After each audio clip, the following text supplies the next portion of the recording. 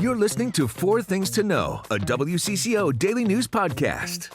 Today is Monday, June 29th. I'm Johnny Kahner. Thank you for listening and watching Four Things to Know today. Our top story today, if you've stepped outside so far or been afraid to, it's, of course, the heat, and severe weather today could also be in your area. So I want to check in right now with our next weather meteorologist, Lisa Meadows. She'll get your day forecast for you. We're under our next weather alert for extreme heat as we head throughout the day. Tonight will be very warm still.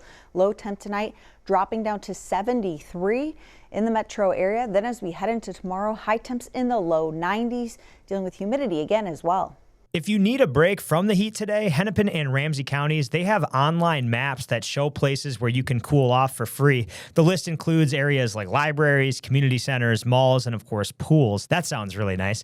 The Salvation Army is also opening 7 cooling centers today across the Twin Cities. Now, there is a concern for kids today, of course, in the heat. Doctors like Madeline Gagnon with Gillette Children's say one of the biggest concerns is making sure kids do not get dehydrated before they even realize that they're thirsty. Also important to keep them well hydrated. Don't wait for them to say I'm thirsty. Keep them well hydrated beforehand. It means about a cup of fluid every 20 to 30 minutes, kind of fostering in a good drink break. Making sure they're taking lots of breaks in the shade or coming inside the air conditioning to take a break from the heat itself. And that brings us to number 2 today. There is a drought going on in greater Minnesota, and of course, today's weather is not helping. John Lauritsen is in Farmington, checking in with some of our rural farmers. Hey everyone, John Lauritsen here at Lee Family Farms near Farmington, Minnesota, where we're talking with people working in the heat this week. We just talked to Lee and her husband, Jungpa Lee. They've been farming here for 13, 14 years roughly. They have about 14 acres, a lot of vegetables. Crops look good right now, even though in some parts of the state we're seeing a moderate drought. In fact, they were a little concerned right now that they haven't had any rain for a while. So they've got their drip hoses, soaker hoses set up now that they're going to start using pretty quick because of the lack of rainfall. Now we could get some rain, but if we don't, they've had some hot weather they're expecting hot weather here in the Farmington area, just like everywhere else. And then also kind of expanding beyond that, what it's like to farm in southwestern Minnesota right now, where we've had a pretty good drought. So, of course, look for that story on WCCO News. Your third thing to know today, the Department of Justice indicted 2 former Minnesota Timberwolves players for allegedly betting on NBA games. They are Malik Beasley and Ed Davis. They were both teammates in Minnesota 6 years ago. Prosecutors say the crimes involve hundreds of thousands of dollars. Prosecutors accused Beasley of coordinating with Davis ahead of NBA games to decide whether Beasley should underperform or overperform on the court. The indictment says the crimes happened while Beasley was playing for the Milwaukee Bucks in 2024. In total, 6 people were named in the indictment. The DOJ's office said several defendants were arrested today at different locations across the country. Each will be arraigned in New York. You may recognize the name Malik Beasley if you are a Wolves or just an NBA fan. Back in 2020, Beasley signed a 4-year deal with the Wolves worth up to $60 million. He did spend 3 seasons with the team and then was traded. And he did a lot of good things on the court, too. Beasley just one of 5 players in league history with more than 300 three-pointers made in one season. Those came in his last season more than a year ago, but since then he's been out of the league because of his involvement in the betting investigations. More tonight on WCCO Sports. Number 4, election season is here. We know early voting is now underway, and new today, there was a big endorsement for the U.S. Senate race between Peggy Flanagan and Angie Craig. Esme Murphy is tracking this race for us. She has the update. Today I'm doing a story on Angie Craig getting the endorsement of Mayor Jacob Frey, which means that Angie Craig in the U.S. Senate race has the endorsement of both Twin Cities mayors, Jacob Frey just today, and then Khalil Herr endorsed her a short time ago, or a few months ago, actually. What's interesting here is that, of course, Peggy Flanagan has a lot of endorsements as well. She's endorsed by the current occupant of that Senate seat, Senator Tina Smith. She also has been endorsed by the previous occupant, Senator Al Franken, former Senator Al Franken. And she also has gotten perhaps one of the biggest endorsements of all. The DFL party has endorsed Peggy Flanagan, which means she has the weight of the party working for her going into the primary. The reason the primary is so important is that one of these two powerhouse candidates, Angie Craig, Representative Angie Craig, or Peggy Flanagan, the Lieutenant Governor, is going to be eliminated. One of them is going to go on to the general election, and one of them is going to be eliminated. That's why endorsements are so important. That's why everybody's seeing so many ads already. The August 11th primary is really a big, big deal. This is going to be a pretty intense battle going through to the primary. Those are the 4 things to know today. And now, here's more to know. A man is dead after an early Sunday morning shooting in Minneapolis.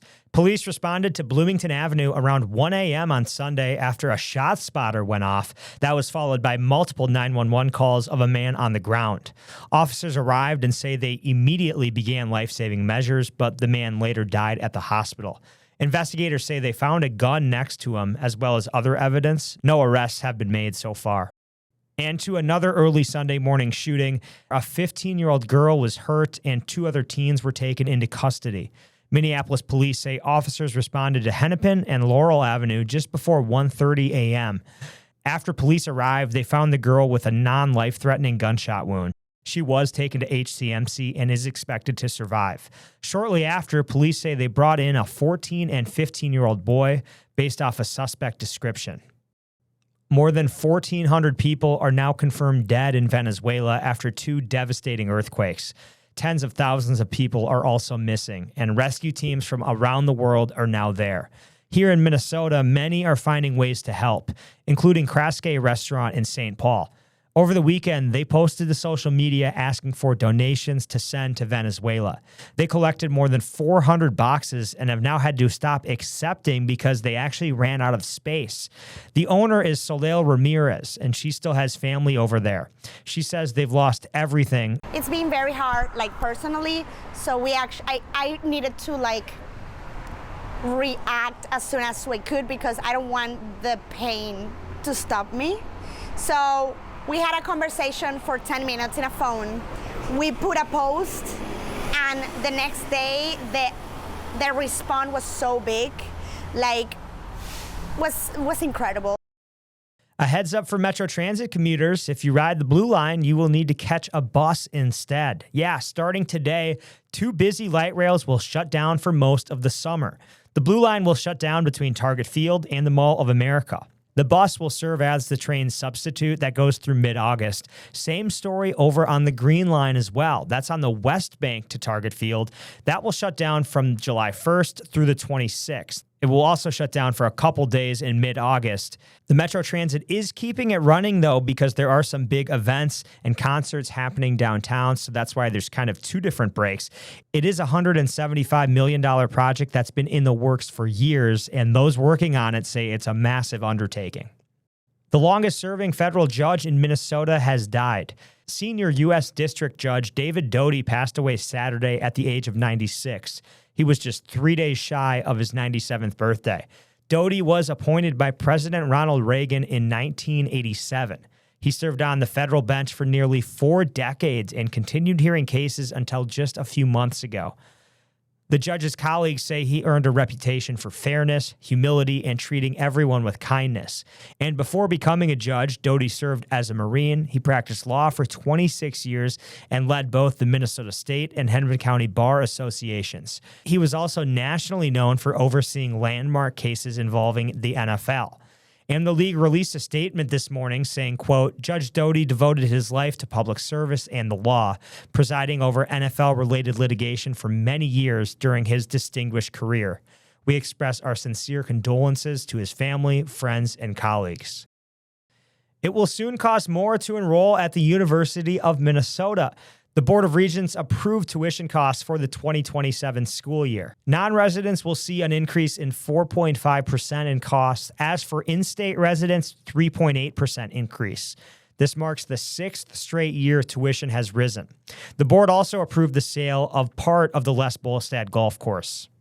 Let's get to sports. The Twins are on the road tonight, and they probably won't be missing the heat. They're probably happy to be out of Minnesota. They are in Houston, though. It's probably really hot down there, too. First pitch is at 7:10 tonight. Hopefully, they can get some wins under their belt. It's been a little bit of a struggle here as of late. They are 40-45. NHL free agency kicks off on Wednesday. We'll see what the Wild do. It's going to be an interesting day and offseason for them. They're rumored to be in the market for a big-name center, Dylan Larkin. You may have heard of him. He won gold for Team USA. He's been Detroit's captain for a long time now. We will see if they can trade for him. Larkin approved a list of teams that he would like to be traded to, and the Wild were one of them. So it's been rumored for a while, but still has not come to fruition yet. That would be great news for Wild fans, though, I think, this week. So maybe it happens, maybe it doesn't, but certainly something to follow. And that is all today in sports. It's time to take a breath with your Daily Bright Spot. A tiny butterfly is making a comeback thanks to some help from the Minnesota Zoo. The Pow sheep skipperling had nearly vanished from North America. It's actually considered the most Minnesotan butterfly, and now a partnership with the zoo is bringing it back. For over a decade now, the zoo traces the success of their breeding efforts to just 18 female butterflies. So last week, around 1,000 of their descendants made their way to critical habitats in Michigan and Manitoba. We're going to be starting a brand new reintroduction this year at a site that they have disappeared from about 15 years ago. I've been chasing butterflies since I was a little kid. The dream was always to be able to keep doing that as long as I could. The butterflies raised at the zoo will be taken to partner zoos and released around the 4th of July. Who doesn't love butterflies? And that's pretty cool, too, that they are making a big comeback. So maybe if you see one, you will now know the exact backstory. Well, I'm Johnny Kahner. This has been 4 Things to Know.